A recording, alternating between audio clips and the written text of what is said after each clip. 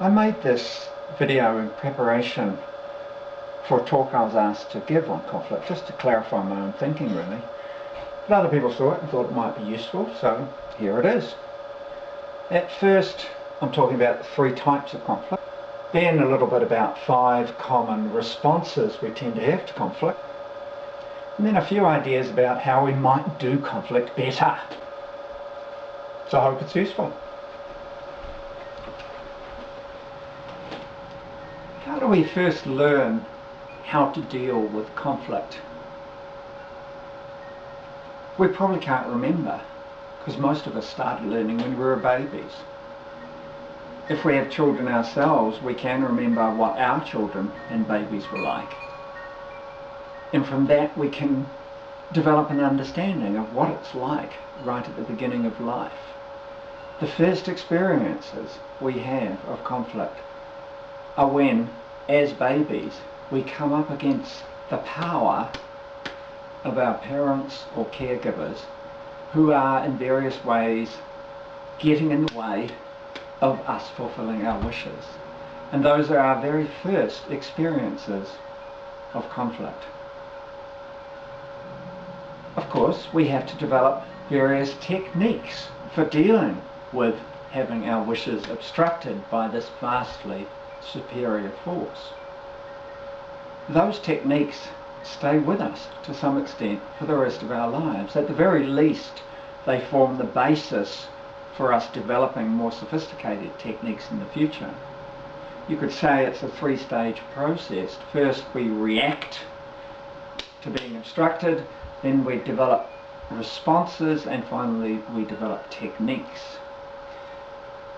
Having grasped the significance of there being forces much greater than ours, which we have to deal with, our next form of conflict is with people who are more or less at the same level as us.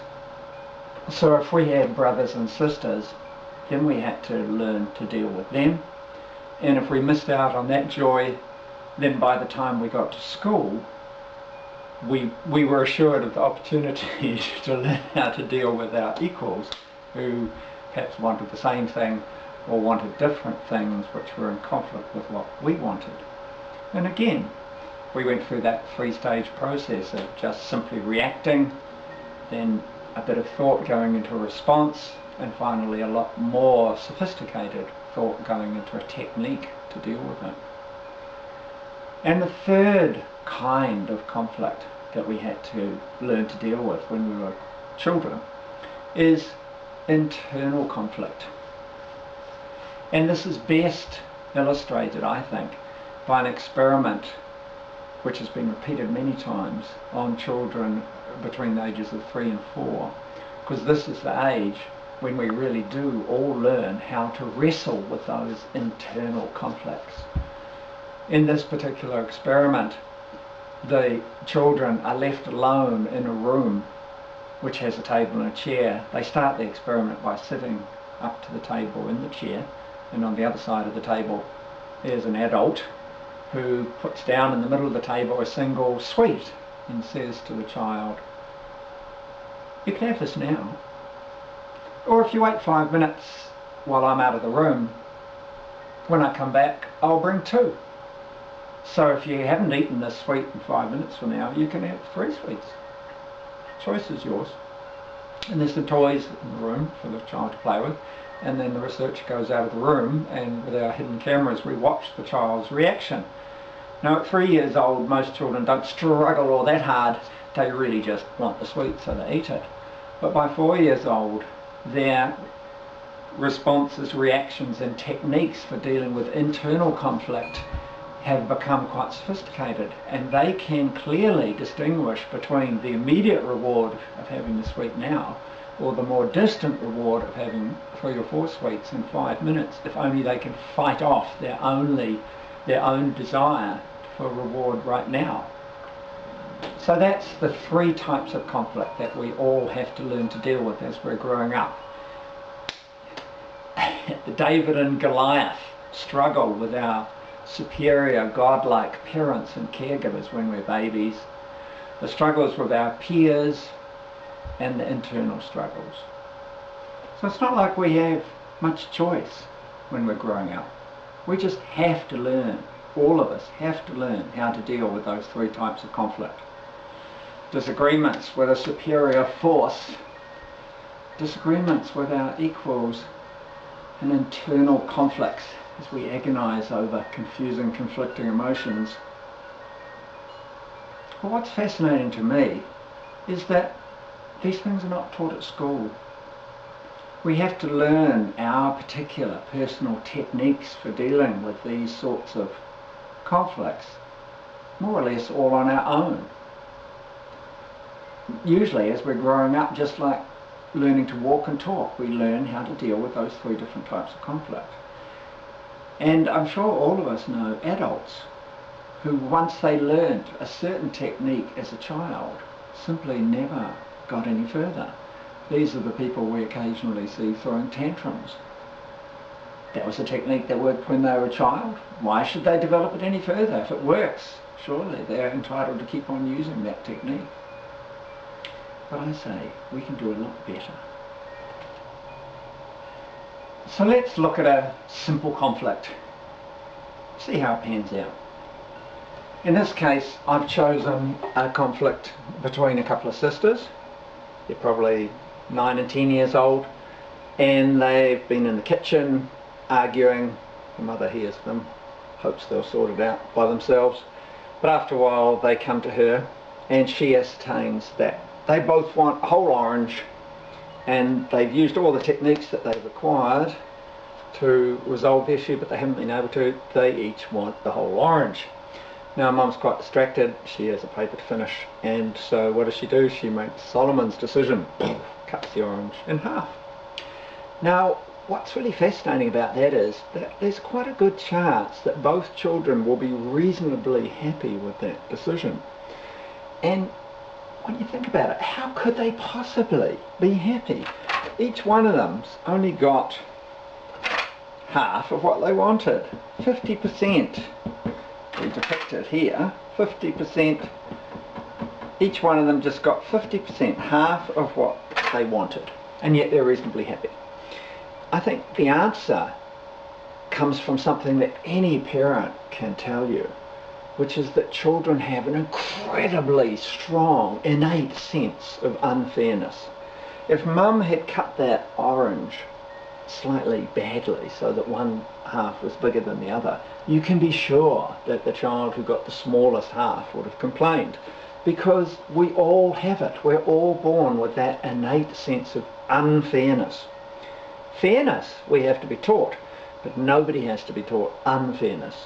I think that's very important to remember in any dispute.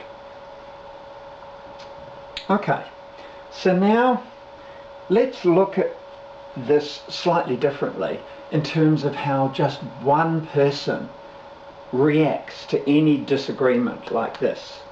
So we're just talking about this sort of dispute for now, not this one or this one, just the more or less equal dispute. And over on this side, this person, we're just talking about the one person, this person has a range of getting nothing or getting 100% of what they want. And in terms of how they behave towards the other person, here they're giving nothing to the other person because they're getting 100% of what they want, and here they're giving everything to the other person, they're getting nothing, the other person's getting 100% of what they want. Does that make sense? So for instance, if we put a dot about here, that would be 75%, so our person's getting 75% of what they want and the other person's getting 25% of what they want. Or if we put it over here, say about there, then they'd only be, our person, our hero, is only getting 25% of what they want, and they're giving away 75% to the other person, if you like. Does that make sense?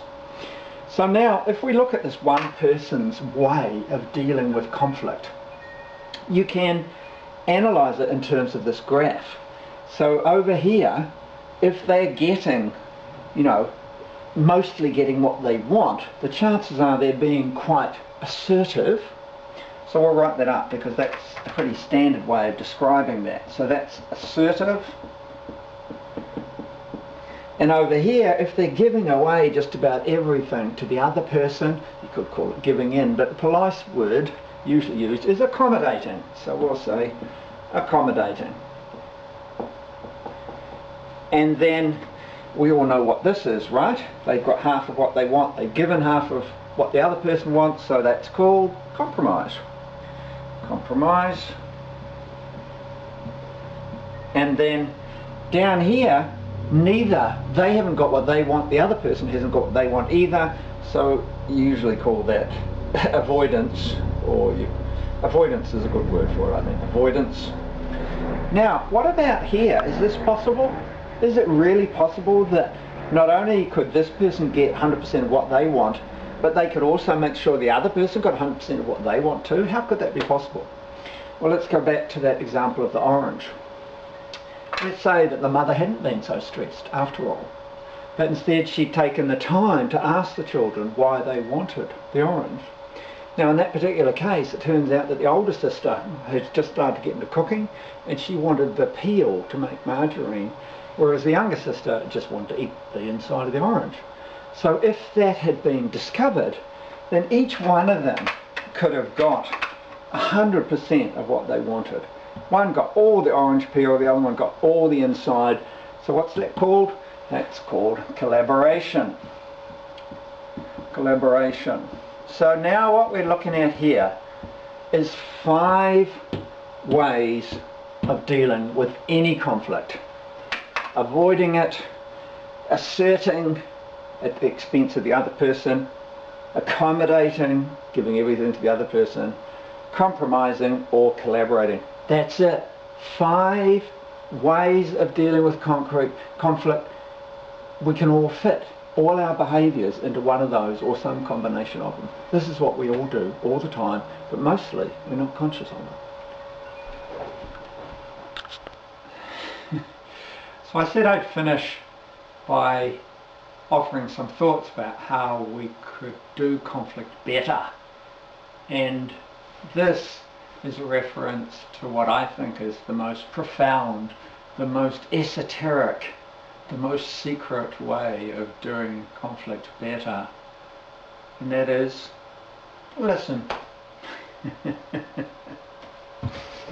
I find this acronym really useful in terms of training my mind to be a better listener. For me, these letters stand for acknowledgement, respect, and appreciation.